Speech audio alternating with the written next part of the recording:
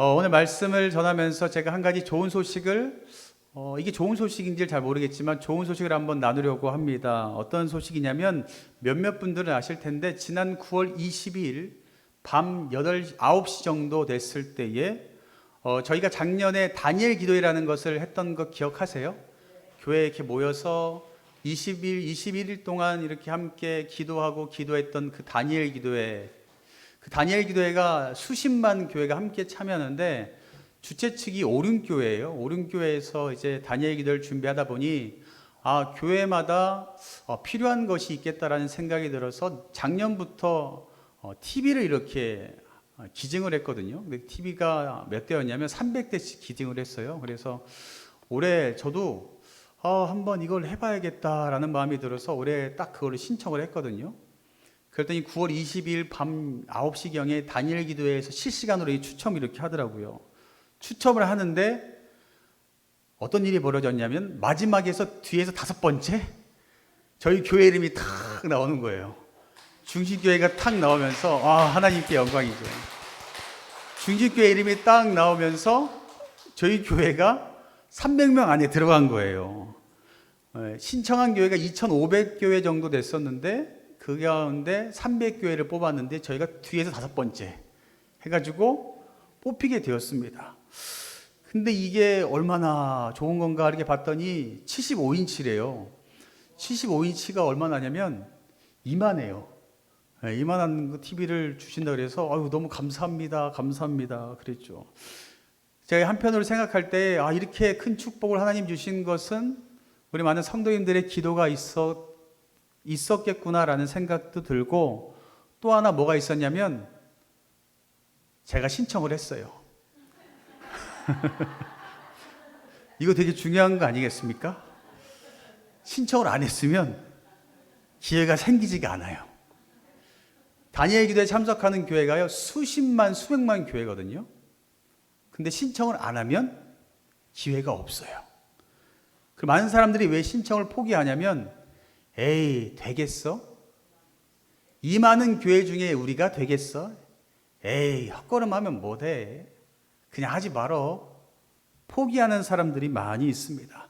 근데 저는 이번에 이거를 신청하면서 어떤 마음이 들었냐면 주님이 주시겠다.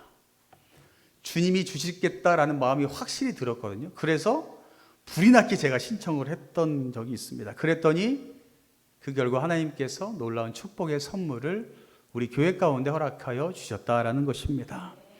여러분, 우리가 찬송의 고백으로 늘 하는 것이 있어요. 뭐가 있냐면 할 수 있다, 하면 된다, 해보자.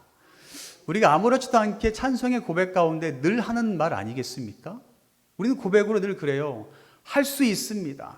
하면 됩니다. 그러니 해봅시다. 그런데 막상 우리가 세상 가운데 살아가다 보면 하지 않을 때가 너무나 많이 있죠. 그를 할 수 없다라고 여기면서 포기할 때도 있습니다.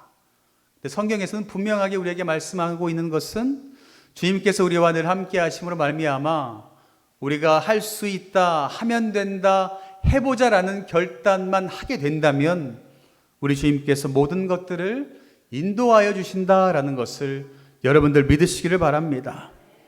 이러한 축복은요, 여러분들의 삶 가운데 늘 존재합니다. 바로 예수 그리스도의 복음이 온 세상에 전해졌기 때문입니다.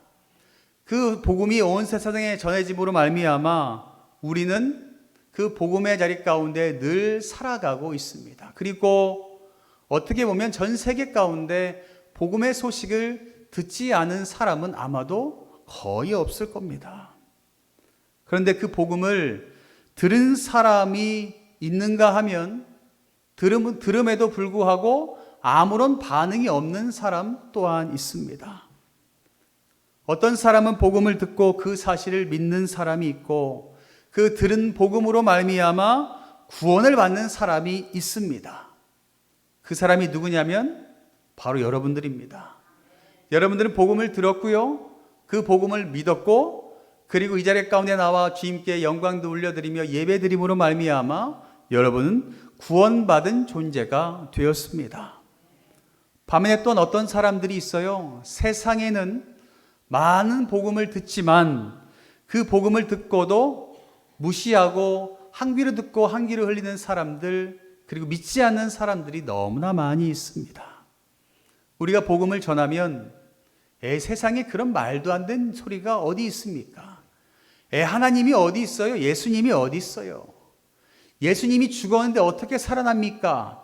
말도 안 되는 거짓말 나는 듣지 않습니다. 차라리 나를 믿습니다 라고 하는 사람들 얼마나 많이 있습니까? 어떻게 보면 지금 당장은 그 복음으로 말미암아 긍정적으로 듣던 부정적으로 듣던 지금 당장 결과는 별반 차이가 없어 보입니다. 복음을 듣는 사람도 복음을 들어도 듣지 않는 사람도 모두가 똑같이 어떻게 살아요? 숨을 쉬고 같이 먹고 마시고 날마다 살아가고 있기 때문에 복음을 믿건 복음을 믿지 않건 그런 결과는 별반 다른 것 같지 않다라는 생각이 듭니다. 그리고 때론 이런 생각도 해요. 야, 믿지 않는 사람들이 왜 더 잘 사는 것 같지? 믿지 않는 사람들이 더 왜 많은 부를 누리면서 살아가는 것 같지? 나는 믿음 생활하는데 왜 이렇게 힘들고 어려운 일만 이렇게 찾아오는 것 같지? 원망할 때도 분명 종종 있습니다. 사랑하는 성도 여러분, 그러나 우리가 분명히 기억해야 될 것은요, 복음을 듣고 믿은 사람과 복음을 들어도 믿지 않는 사람의 결말은 분명히 다르다라는 사실을 여러분들 기억하시기를 바랍니다. 우리가 분명히 알고 있는 것은 복음을 듣고 믿은 사람은 여러분처럼 뭐가 있다고요? 구원의 선물이 있습니다. 믿으시죠? 그리고 반면에 복음을 듣고도 믿지 않는 사람은 너무나 죄송하지만 멸망의 자리 가운데 서는 결과가 나타나게 된다라는 것입니다. 오늘 우리가 읽은 말씀 가운데 분명하게 그 사실을 우리에게 알려주는 장면이 나오고 있습니다. 여러분, 하나님께서 모세를 통하여서 이스라엘 백성을 애굽에서 건져내시려고 합니다. 그 말씀에 순종하여서 지난주에 말씀드린 것처럼 모세와 아론은 바로왕 앞에 가서 애굽 백성을 하나님께서 건져내라 라고 말씀하고 너는 그 말을 순종해야 된다라고 이야기했습니다. 그러나 바로왕은 그 말을 듣지 않았죠. 그리고 더 악한 모습으로 그 바로왕은 행동을 하게 됩니다. 그래서 하나님께서는 이제 참다 돌아오면 너무나 좋겠는데, 바로왕이 회개하여서 돌아와 하나님 말씀대로 순종하면 좋겠는데 그렇게 하지 않으니 이제는 하나님께서 직접 바로왕을 움직이시는 장면이 오늘 말씀 가운데 나오고 있게 되죠. 그래서 하나님께서 직접 모든 상황과 환경을 주관하시면서 애굽 땅 가운데 10가지의 재앙을 내리게 됩니다. 우리가 잘 알고 있는 것처럼 첫 번째 어떤 재앙이 내려요? 나일강의 모든 강이 피로 물들게 됩니다. 그 뜻은 나일강의 모든 생명을 다 죽이겠다라는 겁니다. 그럼에도 불구하고 바로왕은 어때요? 듣지 않아요. 강이 피로 물들어서 모든 생명이 다 죽었는데 바로왕은 눈 하나 깜짝하지 않아요. 두 번째 재앙을 또 내리십니다. 온 땅에 개구리가 득실득실 넘쳐나게 돼요. 그들이 섬겼던 개구리 우상을 타파합니다. 그럼에도 바로왕은 눈 하나 깜짝하지 않습니다. 세 번째 재앙을 내리시는데요, 이 재앙을 내리게 됩니다. 제사장과 가축이 더러워지게 만들어서, 원래 제사를 드리려면 어떻게 해야 돼요? 제사장도 거룩해야 되고 제물도 깨끗해야 되는데 이가 득실득실해서 제사장도 예배를 드리지 못하고 제물도 바치지 못하게 만듭니다. 다시 말해서 제사를 드리지 못하게 만들어 버리십니다. 그럼에도 바로왕은 듣지 않습니다. 웬만하면 이 세 번째까지 하면 들을 텐데 바로왕은 얼마나 고집이 셌던 사람인지 듣지 않습니다. 네 번째 재앙 내리시죠. 파리의 그 땅을 만들게 됩니다. 그들이 섬겼던 곤충의 신을 또 멸하시는 것을 보이게 됩니다. 그때 바로왕이 살짝 움직입니다. 살짝 들어서 얘기해요. 이 땅에서 제사를 드리지 말아라 라고 말합니다. 그럼에도 불구하고 이스라엘 백성들을 건져내지는 않죠. 다섯 번째, 돌림병이 돌게 합니다. 그래서 모든 제사에 쓰일 동물을 다 죽입니다. 그럼에도 불구하고 바로 왕은 이스라엘 백성들을 보내주지 않습니다. 여섯 번째, 악성 종기가 돌게 만들죠. 애굽의 요술사들도 악성 종기에 걸리게 됩니다. 그 당시에 요술사들이 얼마나 많은 힘을 갖고 있었어요. 바로 왕도 힘들고 어려울 때마다 요술사들에게 물어보고 점을 쳤거든요. 그것을 보면서 이 요술사들도 아무것도 아닌 한낱 나약한 인간이다라는 것을 하나님께서 보여주셨음에도 불구하고 바로 왕은 듣지 않습니다. 여덟 번째, 메뚜기 재앙을 내리지만 애굽의 신을 헛되게 만들었지만 이 바로 왕은 그때에 조금 움직여서 장정만 가라라고 허락을 합니다. 이스라엘 백성 전체가 아니라 커다란 장정만 가 그러면 라고 허락을 합니다. 하나님은 아홉 번째, 흑암에 또 재앙을 내리죠. 그들이 그렇게 중요시 여겼던 태양의 신을 가리워 버립니다. 그랬더니 장정도 가고 양과 소는 두고 가라. 우리도 먹고 살아야 되니 가축은 빼고 다 가. 그럼에도 불구하고 하나님은 열 번째 재앙을 내리세요. 장자의 죽임의 재앙을 내립니다. 장자가 죽게 되면 어떻게 돼요? 애굽의 그 영광은 사라지게 됩니다. 가족이 멸망하게 되니까요. 그때서야 바로왕이 손들고 속히 다 가라, 이스라엘 백성들 다 가라라는 그 말을 하게 됩니다. 여러분의 분명한 사실이 무엇이냐면 하나님께서는 회개하여 돌아올 기회를 주신다라는 것입니다. 모든 사람에게 동일하게 회개하여서 돌아올 수 있는 기회를 주시는 분이 바로 우리 하나님이십니다. 그런데 돌아오지 않는 이유는 바로를 통해서 우리가 명확하게 알 수가 있습니다. 세상에서도 그렇고 믿음의 사람들도 혹시나 죄 가운데 빠질 때 있죠. 그런데 그 죄 가운데 빠져도 회개하고 돌아오지 않는 사람이 있는데 왜 그러냐면 9장 7절 말씀에 보면 바로 왕이 이러한 마음을 가지고 있었다라고 이야기해요. 그러나 바로의 마음이 완강하였다라고 말하고 있어요. 여러분들, 완강하다, 완악하다라는 히브리어 뜻은 하자크라고 읽어요. 하자크는요, 달라붙다, 틈이 없다라는 뜻을 가지고 있거든요. 틈이 뭐냐면 새로운 것이 들어갈 수 있는 조그만한 틈이 있어야 되는데 완악하고 완고하면 이게 딱 붙어버려요. 틈이 하나도 없는 것입니다. 다시 말해서 바로의 마음에는 틈이 하나도 없는 거예요. 그래서 누가 이야기를 하던, 하나님이 이야기를 하던, 누가 이야기를 하던 그 말을 들을 마음이 전혀 없었다라는 것입니다. 그 결과 어떻게 돼요? 굳어지게 됩니다. 굳어지게 되면 어때요? 변화는 더더욱 어려워지게 된다라는 것입니다. 사랑하는 성도 여러분, 오늘 이 시간 우리의 마음에 혹여나 틈이 없다면 여러분들 마음 가운데 틈이 생겨서 하나님의 그 마음이 들어가기를 주님의 이름으로 간절히 축복합니다. 완악해서 완강해서 틈이 없으면 하나님의 마음이 들어갈 자리가 없습니다. 여러분들 이 틈을 벌리셔야 돼요. 이 틈을 벌릴 수 있는 것은 우리가 해야 됩니다. 내가 하셔야 돼요. 내가 주님께 나와서 예수 그리스도의 보혈을 의지하여서 주님, 내 마음 가운데 틈을 열어주시고 그 마음 가운데 임하여 주시옵소서라는 그 간절한 기도의 부르짖음이 있어야 될 줄 믿습니다. 그 틈 사이로 하나님의 마음이 들어와야지만 우리는 변화가 될 수 있게 된다라는 것입니다. 기도를 통하여서 그 틈을 벌릴 수 있게 되고요. 기도를 통하여서 우리는 하나님 마음을 온전히 품을 수 있게 되고, 하나님 마음을 품을 때에 우리는 내 마음 깊숙한 곳에 있던 나도 모르는 그 쓴뿌리가 드러나게 되고 그 쓴뿌리를 제거할 수 있는 은혜가 있다라는 것을 여러분들 기억하시기를 바랍니다. 그래야지만 여러분들 쓴뿌리가 걷어내져야지만 어떤 게 생겨요? 새로운 뿌리가 자리 잡게 되는 것 아니겠습니까?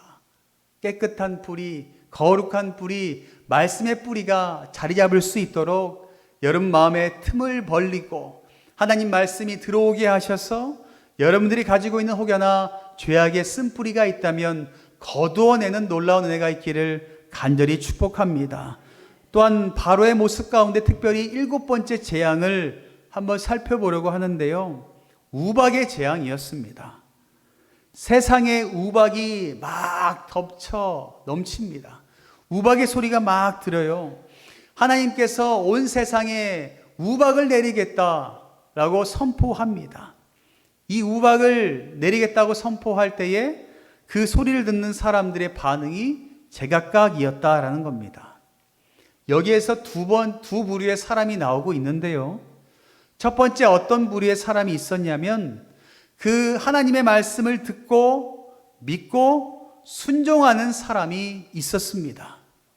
첫 번째 부류는 어떤 사람이었냐면 하나님의 말씀을 듣고 믿고 순종하는 사람이 있었어요. 20절 말씀에 보면요.